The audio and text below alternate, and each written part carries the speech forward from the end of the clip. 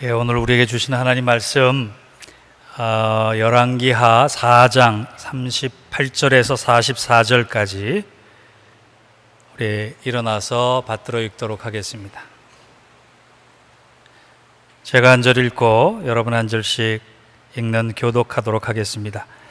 엘리사가 다시 길갈에 이르니 그 땅에 흉년이 들었는데 선지자의 제자들이 엘리사 앞에 앉은지라. 엘리사가 자기 사환에게 이르되 큰 솥을 걸고 선지자의 제자들을 위하여 국을 끓이라 하매 한 사람이 채소를 캐러 들에 나가 들포도 덩굴을 만나 그곳에서 들호박을 따서 옷자락에 채워가지고 돌아와 썰어 국 끓이는 것에 넣되 그들은 무엇인지 알지 못한지라. 이에 포다가 무리에게 주어 먹게 하였더니 무리가 국을 먹다가 그들이 외쳐 이르되 하나님의 사람이여 솥에 죽음의 독이 있나이다 하고 능히 먹지 못하는지라. 엘리사가 이르되 그러면 가루를 가져다가 하여 솥에 던지고 이르되 포다가 무리에게 주어 먹게 하라 하매 이에 솥 가운데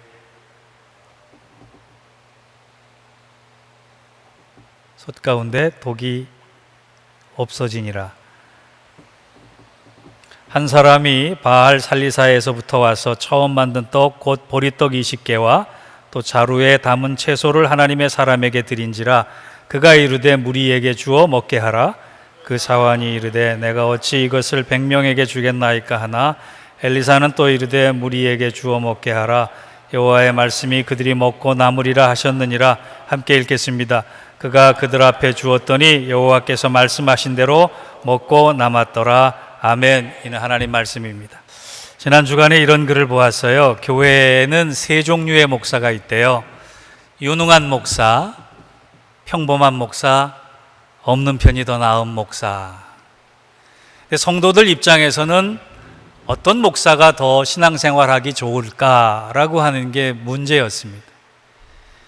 없는 게 나은 목사를 만나면 잘못된 길로 빠지기 때문에 그거는 있어서는 안 되는 일입니다. 그러면 유능한 목사를 만나면 성도들이 행복할까? 많은 경우 그렇지 않다 그럽니다. 유능한 목사를 만나면 일을 많이 벌리기 때문에 피곤하다 그래요. 성도들 입장에서 제일 신앙생활 함께 하기 좋은 목사는 평범한 목사이자 교우들과 함께 웃고 울어주는 함께 살아가는 목사다. 그런 얘기를 읽고 나서 순간 저는 어떤 목사일까라고 하는 생각을 해봤어요. 제가 유능한 목사일지 평범한 목사일지 없는 편이 나은 목사일지 그건 여러분 각자가 판단할 문제지만 새벽 기도 끝나고 운전을 하면서 나는 어떤 목사일까 생각을 하다가 문득 그 세 가지에도 속하지 않고 나는 어설픈 목사다 이런 생각이 들었어요. 여러분 어설픈이라고 하는 단어는 허술하다라고 하는 뜻입니다. 가만히 생각해 보면 제가 참 많은 면에서 허술해요. 말도 허술하고 행동도 어설프고 생각도 어설프고 처신도 허술한 사람이에요. 나는 세 가지에도 못 들고 또 다른 예인데 그것도 좋은 예가 아니라 어설픈 목사다. 그러니 속이 좀 착잡하더라고요. 그럴 때 그 제가 괴로워하는 마음을 하나님께서 아시기라도 한 듯이 누군가를 통해 제게 이런 글을 보내주었습니다. 목사님, 잡고 있는 것이 많으면 손이 아픕니다. 들고 있는 것이 많으면 팔이 아픕니다. 이고 있는 것이 많으면 목이 아픕니다. 지고 있는 것이 많으면 어깨가 아픕니다. 보고 있는 것이 많으면 눈이 아픕니다. 생각하는 것이 많으면 머리가 아픕니다. 품고 있는 것이 많으면 가슴이 아픕니다. 다 내려놓으세요. 전부 다 주님께 맡기시고 평안한 안식을 취하세요. 그리고 힘이 들 땐 잠시 쉬면서 스스로에게 여기까지 잘 감당해 왔다, 고생했다, 힘들어도 주님 아신다 라고 칭찬 한마디 해주세요 라고 글을 보내왔어요. 그 글을 받고 참 위로도 되면서 한편으로는 내가 왜 이렇게 팔이 아프고 어깨가 아프고 머리가 아픈가 생각해 봤더니 제가 가지고 싶은 게 너무 많은 거예요. 하고 싶은 게 너무 많은 거예요. 쥐고 싶은 게 너무 많은 거예요. 그런데 가만히 생각해 보니까 그렇게 많이 가지려고 했기 때문에 아픈 것이 아니라 그것보다 더 중요한 건 내 마음과 내 영혼, 내 인생의 그릇에 구멍이 나 있는데 하나님은 날마다 그 내 그릇에 한량없는 은혜를 쏟아부어 주시는데 구멍이 새 나가기 때문에 채워지지 않아서 아프더란 말이에요. 여러분, 날마다 사시면서 은혜 충만하고 기쁨 충만하고 감사 충만하고 그러면 얼마나 좋겠어요. 그런데 우리는 가끔 하나님이 안 주셔서 그래요. 하나님 왜 안 주십니까? 라고 항변할 수 있어도 하나님 주세요. 하나님 주셨어요. 이미 많은 것을 쏟아 부으셨어요. 그런데 내 마음에 내 영혼에 그릇에 금이 갔고 구멍이 나 있으면 채워지지 않기 때문에 배가 고픈 거예요. 왜 목이 마르고 배가 고플까? 우리 잘 생각해 볼 일입니다. 오늘 본문은 기근이라고 하는 단어로 시작이 돼요. 기근, 황폐화된 땅에서 먹을 것이 나지 않는다는 뜻이에요. 그래서 백성들은 배가 고픕니다. 목이 마릅니다.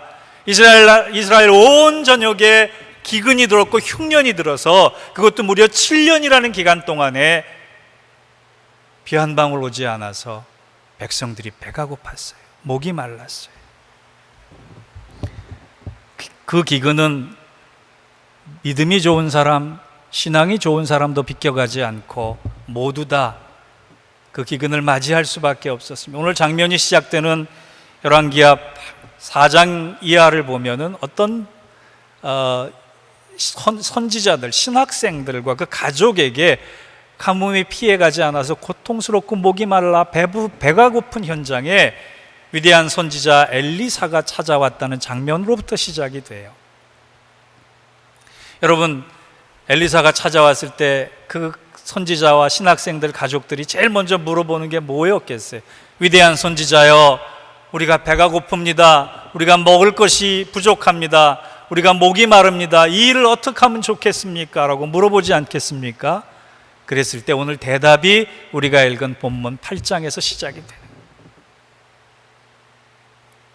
38절을 보니까 엘리사가 기근에 시달리는 선지자의 생도들 앞에 뭐라고 얘기하느냐 한번 보겠습니다. 38절, 엘리사가 다시 길갈에 이르니 그 땅에 흉년이 들었는데 선지자의 제자들이 엘리사의 앞에 앉은지라 엘리사가 자기 사환에게 이르되 큰 솥을 걸고 선지자의 제자들을 위하여 국을 끓이라 하며. 지금 이상한 행동을 하는 겁니다. 먹을 것이 없는 사람들, 배가 고픈 사람들, 양식이 없는 사람 앞에 내가 어떻게 이 줄인 배를 채워야 합니까? 라고 했을 때 엘리사가 사환을 지켜 그 선지자의 생도들과 가족들에게 한 행동은 뭐냐? 큰 솥을 걸어라. 당신들 배가 고파서 힘들겠다, 먹을 것이 없어서 아프겠다라고 하는 위로의 말이 아니라 어려운 상황일수록 너희들이 큰 솥을 걸어라 라고 하는 얘기를 위대한 선지자가 하고 있는 것입니다. 도전의 말입니다. 비전의 말입니다. 여러분, 어려울 때 중요한 것은 영적인 처방이에요. 엘리사가 하나님을 믿는 사람들은 어려울 때 어려운 현상을 보는 것이 아니라 그 어려움 뒤에 감춰져 있는 하나님의 뜻을 보라라고 얘기하는 거예요. 저는 이 본문을 묵상하다가 엘리사가 참 좋아지기 시작했습니다. 닮고 싶어졌어요. 그도 대머리였기 때문에. 그걸 닮고 싶은 게 아니라 그의 당당함, 그의 담대함, 그의 새지 않는, 구멍나지 않는 믿음의 그릇이 너무나 닮고 싶었어요. 제가 오늘 6월 마지막 주일날, 이제 다음 주, 이번 주간에 7월 달이 시작이 됩니다. 2017년 하반기가 시작이 돼요. 여러분, 우리 6개월 동안 열심히 살았습니다. 열심히 기도했습니다. 그런데 우리가 배고프고 줄일 수 있었어요. 그런데 그 상황 속에 우리가 해야 할 일을 본문을 통해 교훈받고자 합니다. 여러분, 하반기에 시작하는 날, 이 주간에 어려운 가운데서도 큰 솥을, 큰 꿈을, 큰 능력을 선포하고 나아갈 수 있는 저와 여러분들 되시기를 바랍니다. 엘리사가 어려운 중에서도 큰 비전을 선포할 수 있었던 이유는 두 가지예요. 첫째, 엘리사는 하나님의 사람이었기 때문에 그래요. 우리도 하나님의 사람들입니다. 42절을 같이 볼까요? 시작. 한 사람이 비알 살리사에서부터 와서 처음 만든 떡 곧 보리떡 20개와 또 자루에 담은 채소를 하나님의 사람에게 드린지라. 엘리사를 지금 성경은 선지자라고 얘기하지 않았습니다. 엘리사라고 하는 이름을 얘기하지 않았습니다. 누구라고 얘기했어요? 하나님의 사람이다. 성경은 그를 가리켜 분명히 하나님의 사람이라 얘기했어요. 하나님의 사람은 누굽니까? 하나님의 마음을 품은 사람입니다. 하나님의 뜻을 품은 사람입니다. 비록 배가 고파서 바닥에 누워있을지라도 하늘을 바라볼 수 있는 사람이고, 발을 땅에 디었을지라도 마음은, 눈은, 영혼은 하나님을 바라보는 사람입니다. 여러분, 이제 내일부터 또 한 주간의 삶을 시작할 때 몇 평 안 되는 좁은 공간에서 일하셔야 되잖아요. 여러분의 인생이 어디 가둬진 것 같잖아요. 내가 이 좁은 가게 안에서 이렇게 땀을 삐질삐질 흘리면서 사는 게 내 인생인가라고 한탄할 수 있어요. 그럴 때 하나님의 사람은 몇 평짜리 비즈니스 안에 갇혀 있어도 그의 말은 세상을 담고, 그의 마음은 미래를 담고, 그의 입술에는 말씀의 능력을 담아서 헤쳐나갈 수 있는 사람이 누구냐? 하나님의 사람이래. 엘리사가 왜 하나님의 사람인지 열왕기하 13장에는 더 잘 나와 있습니다. 이제 엘리사가 사명을 마치고 죽을 때가 됐어요. 이제 기진맥진해서 거의 하나님 앞에 부름받을 때가 됐을 때, 그 당대의 왕이었던 요아스가 찾아가서 병문안을 하면서 이렇게 얘기합니다. 위대한 선지자여, 이제 당신이 죽고 나면 내가 어떻게 삽니까? 내가 그토록 당신을 의지했는데 내가 누구를 의지하며 살겠습니까? 두려움에 눈물을 흘려요. 그때 이 엘리사가 요아스 왕을 향해서 이렇게 얘기합니다. 당신은 나를 의지할 것이 아니라 하나님을 의지하시오. 그러면서 이렇게 얘기해요. 왕이여, 활을 드십시오. 그리고 그 활을 아람 군대 쪽을 향하여 겨누시고 활을 든 손을 가지고 땅을 치십시오. 그때 요아스가 그 활을 든 손을 가지고 땅을 3번을 칩니다. 잘했어요? 못했어요? 선지자의 말을 들어서 잘했잖아요. 그런데 엘리사가 활을 펄컥 냅니다.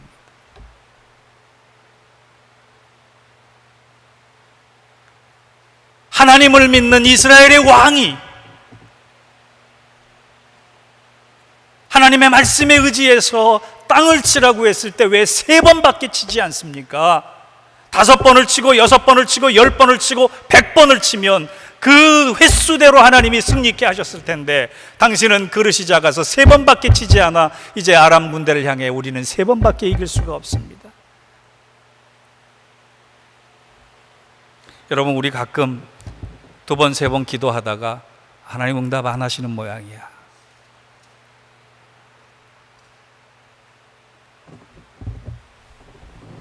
아람을 정말 두려워하지 않고 하나님을 의지했다면 요아스 왕은 10번이고 땅을 쳤어야만 했습니다. 그러면서 이 엘리사가 하는 말이 많이 구하십시오. 크게 구하십시오. 하나님은 위대한 분입니다. 하나님은 전능하신 분입니다. 하나님은 약속을 가지고 우리를 붙드시는 분입니다. 그래서 왕에게 화를 내는 것이,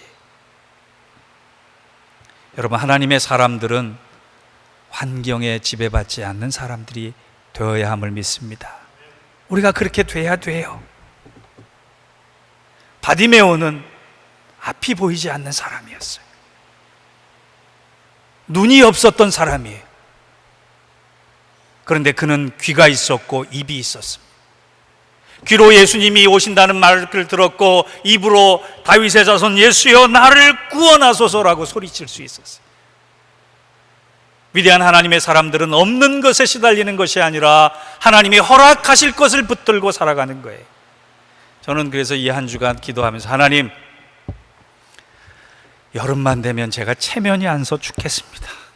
이 더운 본당에서 우리 성도들 땀을 삐질삐질 흘리고 하면서 예배를 드려야 하는데, 여름만 되면 출석률이 뚝뚝 떨어집니다.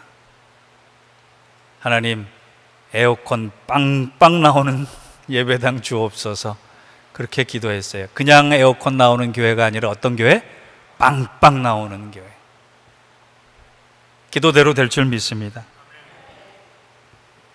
예수님께서 빈들역에서 오병이어의 기적을 베푸셨을 때 사람들에게 먹을 것이 하나도 없었어요. 먹을 것이 없는 것을 보면 절망적인 상황이에요. 그런데 예수님은 그 보리떡 2개와 보리떡 5개와 물고기 2마리, 저는 자꾸 헷갈려요. 지금. 보리떡 2개와 물고기 5마리. 그 작은 것을 가지고 5,000명을 먹이셨어요. 모세의 유품이 뭐예요? 지팡이 하나예요. 황금면류관을 남긴 사람이 아닙니다. 지팡이 하나로 이스라엘 백성들을 약속의 땅으로 인도했던 사람이에요. 우리 있는 것 없는 것 보지 말고 하나님이 만들어 가실 것을 볼 수 있는 사람 되기를 원합니다. 생각의 크기가 사람의 크기고 선포의 크기가 믿음의 크기입니다. 현대선교의 아버지 윌리엄 캐리는 구두수선공이었어요. 그런데 그 구두수선하는 일터 앞에 항상 지구본을 걸어놓고 하나님께 헌신했습니다. 기도했습니다. 하나님, 이 지구 천역을 위해서 내가 쓰임받기를 원합니다. 하나님으로부터 위대한 일을 꿈꾸며 하나님을 위하여 위대한 일을 시도하는 사람 되게 해 주옵소서. 그렇게 기도했어요. 이 한 주간 하반기가 시작되는 이 중요한 시기에 새로운 소망으로 큰 솥을 걸 수 있는 꿈을 꾸시기를 바랍니다. 그리고 그 꿈을 가지고 기도하시기를 바랍니다. 안 될 것 같지만 하나님이 만들어 주실 것입니다. 언젠가 우리 교회도 정말 놀라운 모습으로 복음의 전도 집회를 좋은 시설 안에서 믿음의 사람들이 모여서, 하나님의 사람들이 모여서 할 수 있는 그날이 오기까지 우리 교회를 위한 기도나 사역을 위한 기도나 복음을 위한 기도나 여러분 가정과 일터를 위한 기도, 그리고 여러분 자신을 위한 기도, 큰 솥 안에서 꾸면서 나아갈 때 하나님은 참으로 귀한 일들을 우리를 통해 만들어 가실 것입니다. 여러분, 재정을 주옵소서, 든든한 교회를 세우게 해 주옵소서, 그리고 복음을 위해 쓰임받는 믿음의 그릇 되게 해 주옵소서. 이 한 주간 기도하시면서 그 길을 열어가실 수 있는 우리 교회 될 수 있기를 주의 이름으로 축원합니다. 두 번째, 엘리사가 큰 비전을 선포할 수 있었던 것은 문제 앞에 말씀을 의지했기 때문에.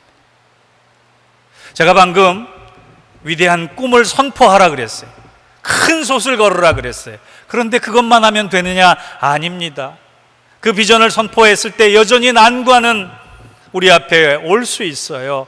오늘 본문을 보니까 큰 솥을 걸으라고 명령한 엘리사 앞에 난관이 2개가 생겼습니다. 하나는 독이 든 풀이 난 것이고, 또 하나는 먹으려고 봤더니 음식이 턱없이 부족한 거예요. 열악한 환경이 우리의 믿음을 가로막을 때가 있습니다. 믿음 없는 사람의 말들이 우리를 주저앉힐 때가 있습니다. 그럼에도 불구하고 엘리사가 멈추지 않았던 이유가 하나 있어요. 그것이 43절에 나와요. 같이 한번 읽어볼까요? 시작. 그 사환이 이르되 내가 어찌 이것을 100명에게 주겠나이까 하나 엘리사는 또 이르되 무리에게 주어 먹게 하라. 여호와의 말씀이 그들이 먹고 남으리라 하셨느니라. 엘리사가 이렇게 담대할 수 있었던 이유는 이미 하나님께서 그렇게 말씀하셨기 때문이에요. 이미 말씀을 주셨기 때문이에요. 여러분, 성경에는 흉년이 2가지 종류가 나옵니다. 하나는 경제적인 흉년이에요. 먹을 것이 없는 흉년이에요. 또 하나는 하나님의 말씀이 없는 흉년이에요. 영적인 흉년이에요. 경제적인 흉년은 육신이 죽지만 영적인 흉년은 영혼이 죽는 거예요. 그러나 영혼이 살아있는 사람은 경제적인 흉년 가운데서도 담대하게 하나님의 말씀에 의지해서 내가 이렇게 살아가기를 원하노라, 그렇게 얘기하는 거예요. 어떤 분이요 저한테 이러더라고요. 목사님, 예수님께서 왜 하필 먹을 것, 입을 것, 마실 것만 염려하지 말라 그러셨을까요? 먹을 것, 입을 것, 마실 것, 누울 것을 염려하지 말라 그러셨어야지 제가 렌트비 걱정을 안 하죠. 그러더라고요. 말 되더라고요. 예수님께서 누울 것 걱정하라고 하셨는지 맨날 우리 렌트비 걱정하고 모기지 걱정하고 관리비 걱정하잖아요. 하나님의 말씀 의지하지 않으면 우리가 제일 먼저 우리 마음속에 드는 생각이 계산이에요. 계산. 믿음은 계산하는 게 아니에요. 믿음은 수를 세는 게 아니에요. 믿음은 우리가 할 수 있는 이상의 것을 품는 거예요. 믿음은 우리가 할 수 있는 이상의 것을 선포하는 거예요. 믿음은 우리가 할 수 있는 이상의 것을 감당하는 거예요. 믿으십니까? 어려울 때일수록 하나님의 말씀을 의지하는 거예요. 여러분, 왜 말씀 의지가 안 되는지 아세요? 열심히 뛰어가면서 24시간 뛰어가면서 마라톤 경기하듯 단거리 경주하듯 열심히 뛰어가면서 성경책을 보니까 눈에 안 들어오는 거예요.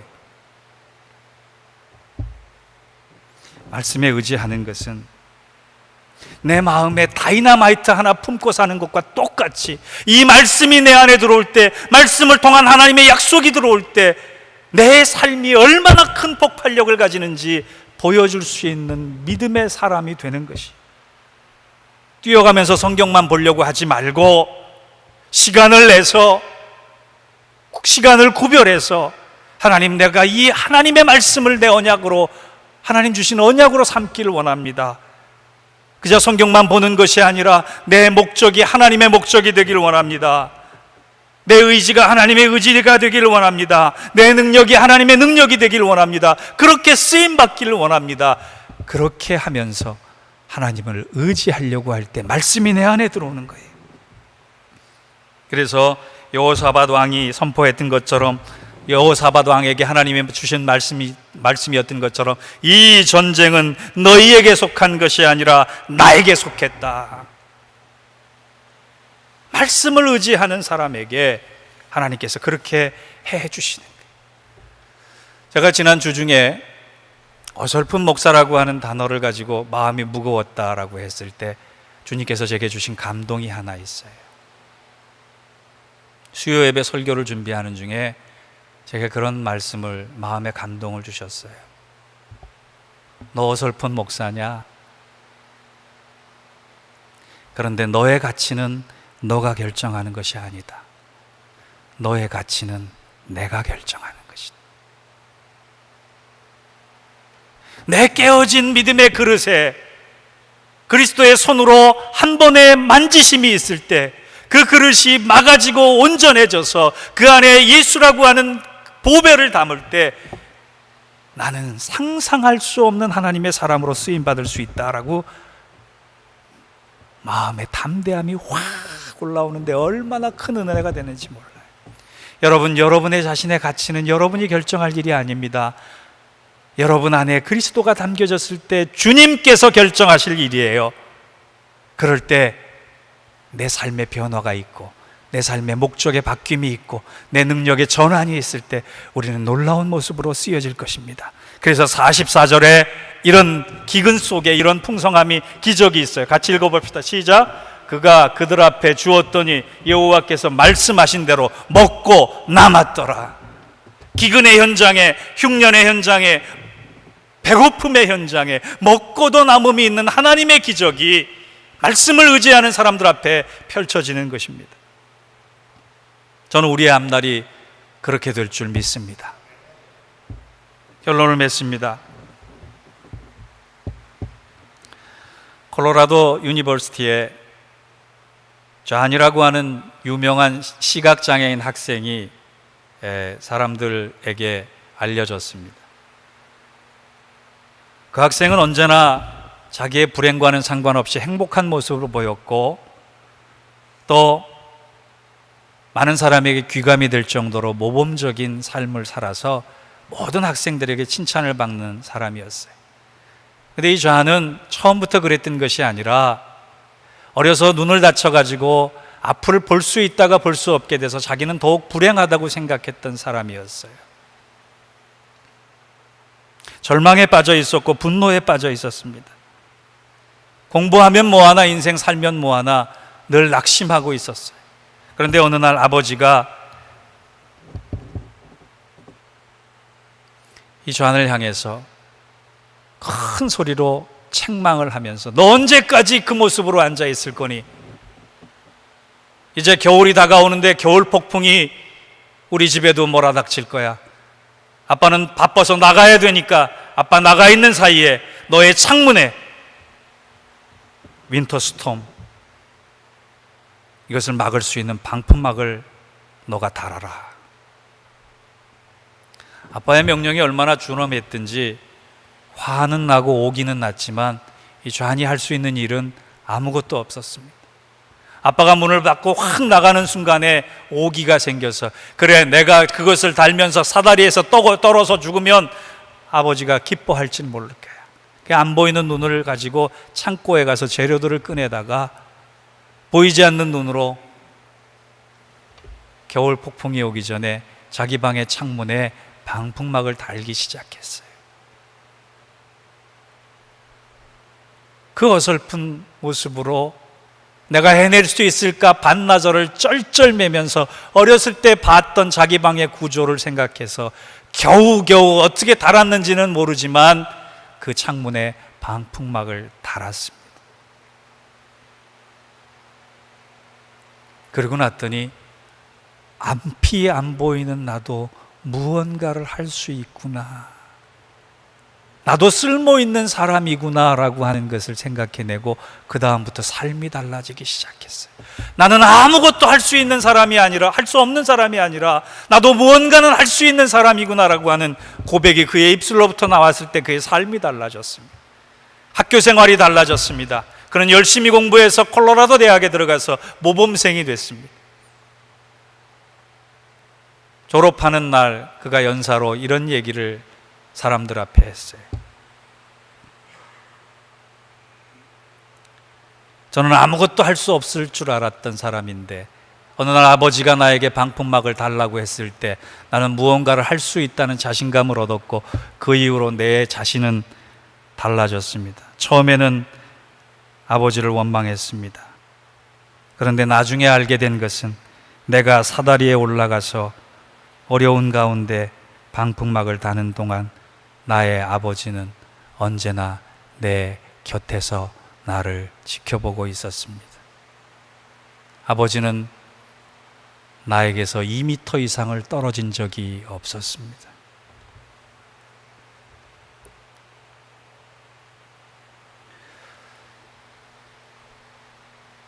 하나님이 그러세요. 하나님이 우리에게 어려운 일 시킨 것 같지요? 얼토당토한 일 시킨 것 같지요? 그런데 하나님은 2m가 아니라 바로 옆에서 나를 지켜보고 계세요. 내가 넘어지려고 할 때 붙잡아 주실 것입니다. 내가 주저앉을 때 손잡아 일으켜 주실 것입니다. 하나님의 사람은, 말씀을 의지하는 사람은 하나님이 지금 내 옆에 계심을 믿는 사람이에요. 엘리사는 그거를 누구보다도 확신했던 사람이에요. 엘리사는 그 누구보다도 하나님께서 하나님의 사람들을 붙잡고 계심을 알고 있었던 사람. 여러분, 제가 축도할 때 어떻게 하죠?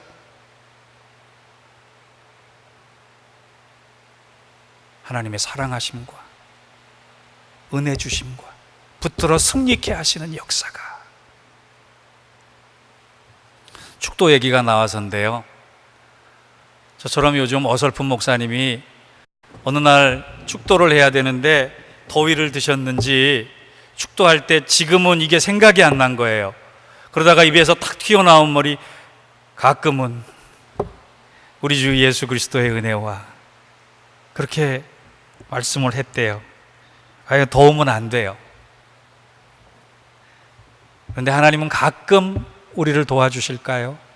가끔 우리에게 다가오실까요? 가끔 우리의 편을 들어주실까요? 아닙니다. 저는 성경에 있는 말씀 중에 임마누엘이라고 하는 말씀이 너무너무 좋아요. 하나님이 지금의 나를 함께하고 계신다. 우리가 이 말씀 한마디만 붙잡아도, 이 말씀 한마디만 기억해도 우리의 인생은 달라질 것입니다. 여러분, 하반기를 열어가며 우리 교회가, 우리 성도들이 우리 삶의 현장에서 큰 꿈을 가지고 기도하십시다. 말씀에 더욱 의지하며 하나님의 뜻을 이루어가는 사람으로 서 있읍시다. 하나님의 소원으로 살아가는 사람들 됩시다. 그럴 때 임마누엘 하나님께서 지금 내 옆에서 나를 지켜보고 계시며 나를 붙들어서 복음의 큰 솥으로 만들어서 사용하실 것입니다. 여러분의 재정이, 여러분의 인생이, 여러분의 은사가, 여러분의 기업이, 여러분의 자녀가 영적 기근의 시대에 영적인 부요함 속에 들어갈 수 있는 이 놀라운 기적이 하반기에 우리 모두에게 함께하기를 주의 이름으로 축원합니다. 기도하겠습니다. 하나님 아버지, 반년의 시간 동안 하나님께서 걸음걸음 인도하셔서 지금까지 왔습니다. 우리의 힘으로 온 것도 아니요, 우리의 능력으로 온 것도 아니고 겸손히 주님께서 인도하시고 붙잡으셔서 여기까지 온 것을 기억합니다. 이제 하반기에도 말씀에 의지하여서 큰 솥을 걷고 비전의 사람으로, 하나님의 사람으로 서 있는 우리 모두가 되기를 원합니다. 믿음으로 선포하고 기도하며 나아갈 때, 말씀에 의지해서 하나님의 소원을 품고 나아갈 때 영적 기근의 시대에 하나님께서 시대를 바꿔놓는 기적을 이루어 두셨듯이 우리를 통하여 그런 일들을 이루어 가실 줄 믿사오니 그 현장에 우리가 서 있을 수 있도록 축복하여 주옵소서. 예수님의 이름으로 기도하옵나이다. 아멘.